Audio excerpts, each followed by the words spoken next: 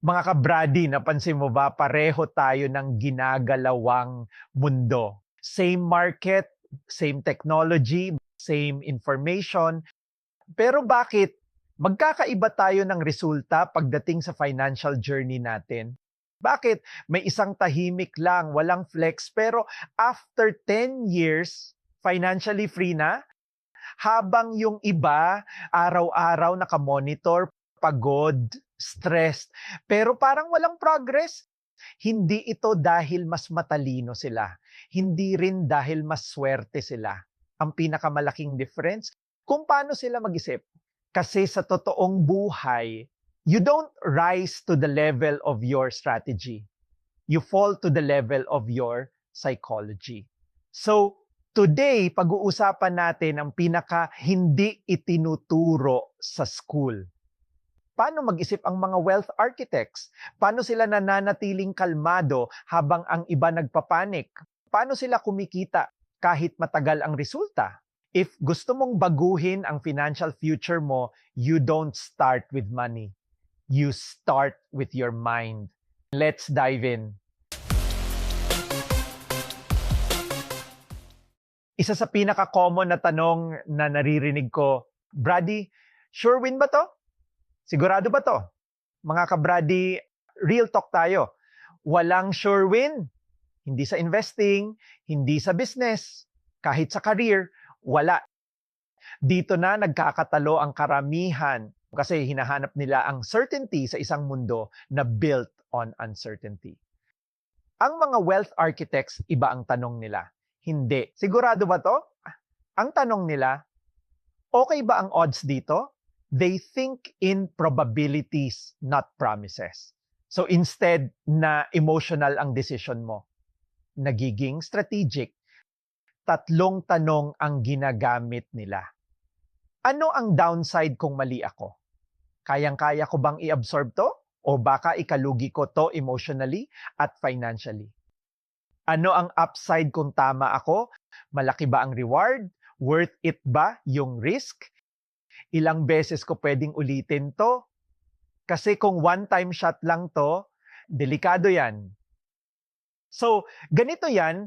Imagine may opportunity ka, matatalo ka ng ₱1, pero may chance kang manalo ng ₱10. Sa unang tingin, risky.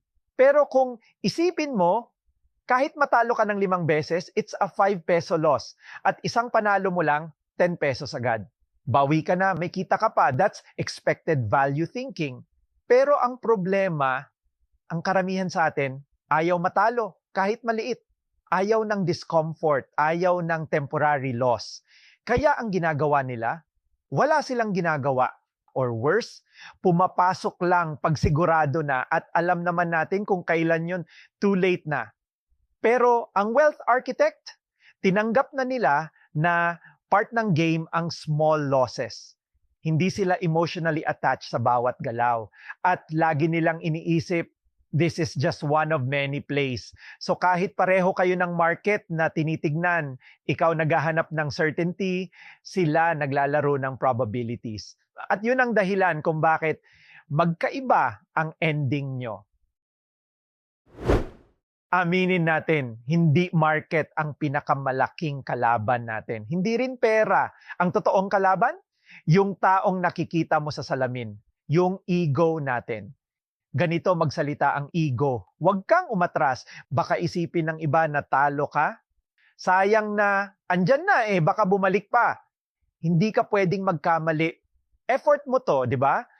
At dito natatalo ang karamihan. Kasi para sa ego natin, ang umamin na mali tayo ay mas mabigat pa kaysa sa mismong pagkabigo. Pero sa mga wealth architects, ang pagiging mali ay hindi insulto. Hindi ibig sabihin na bobo ka. Hindi ibig sabihin na failure ka. Para sa kanila, ang mali ay data lang, feedback lang. Kaya iba ang tanong nila, hindi paano ko ipagtatanggol ang desisyon ko. Kundi, kung magsisimula ako ulit ngayon, pipiliin ko pa ba to? At kung ang sagot ay hindi, exit agad. Walang drama, walang explanation sa ego, strategic lang. Ang karamihan kasi sa atin, pinanghahawakan ang maling desisyon para lang hindi masaktan ng pride. Ang wealth architect, binibitawan ang maling desisyon para maprotektahan ang kapital. They choose being rich over being right. At yung emotional stability na yan ang tunay na advantage nila. Yan ang dahilan kung bakit sila tumatagal sa laro.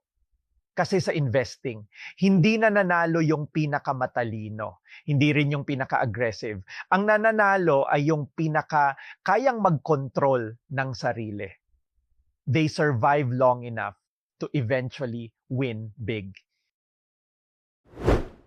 Madalas natin itong marinig, di ba? Magtiis ka muna. Huwag ka munang bumili ng Starbucks. Pero i-clarify natin, para sa wealth architect, hindi ito tungkol sa pagtitiis. It's about leverage. Hindi sila nagde-delay ng gastos para lang magmukhang disiplinado. Ginagawa nila yon para makabili ng mas mahalagang bagay gaya ng ownership, stocks, negosyo, or assets, cash flow, income na tuloy-tuloy, options, kalayaan na pumili. Kasi ito ang totoo, hindi nila inuuna ang lifestyle. Inuuna nila ang positioning. Bakit? Kasi kapag may leverage ka na, mas mura ng magkamali. Mas malaki ang reward kapag tama ka. Higit sa lahat, ikaw na ang may hawak ng oras mo. Ang karamihan, gumagastos para magmukhang successful ngayon. Ang wealth architect, nag-i-invest para siguradong maging free sa hinaharap. Delayed gratification is not sacrifice. It's not deprivation. It's not self-punishment. It's buying your future freedom habang mura pa. This is the real test, mga kabrady. Karamihan ng tao, ang time frame nila, weeks, months, quarters. Kung ano ang trending sa TikTok ngayon, dun sila. Kung anong mabilis, dun sila. Pero ang wealth architect, decades. Sila yung nagtatanong ng mga tanong na hindi uso. San papunta ang mundo 10 years from now? Okay lang ba sa akin kung mabagal ang growth nito basta stable? Kaya ko bang hawakan to kahit walang hype? Naalala nyo yung episode 1 natin tungkol sa compounding? Ito ang totoo, hindi nagfi-fail ang compounding dahil sa math. Nagfi-fail yan dahil hindi tayo tumatagal sa laro. Humihinto ang karamihan kapag walang galaw ang portfolio, walang pumupuri sa kanila, walang dopamine. Boring na ang proseso. And gets ko yan kasi walang nagpo-post sa social media ng still holding, still waiting. Pero ang wealth architect, hindi sila naghahanap ng excitement, hindi sila naghahanap ng validation. Hinahanap nila ay alignment sa long-term future. They understand this game is not about speed. It's about staying power. Okay? Kaya sa huli, hindi na nanalo yung pinakamabilis. Hindi rin yung pinakamaingay. Ang nananalo ay yung huling nakatayo. Okay? At kapag ikaw yung tumagal, ang compounding na ang bahalang humabol para sa'yo. So let's recap Brady Nation. Same opportunity, same market, same access sa information, pero magkaibang psychology at radical na magkaibang resulta. Ang average thinker, hinahanap ang certainty na dadala ng ego na iinip sa proseso at sumusuko sa gitna. Pero ang wealth architect, tumataya sa probabilities, hindi sa sure win. Kontrolado ang emosyon, hindi ang pride. Strategic ang pasensya. At pangdekada ang pananaw sa buhay. Magkaibang pag-iisip, magkaibang net worth. At ito ang twist na hindi alam ng karamihan.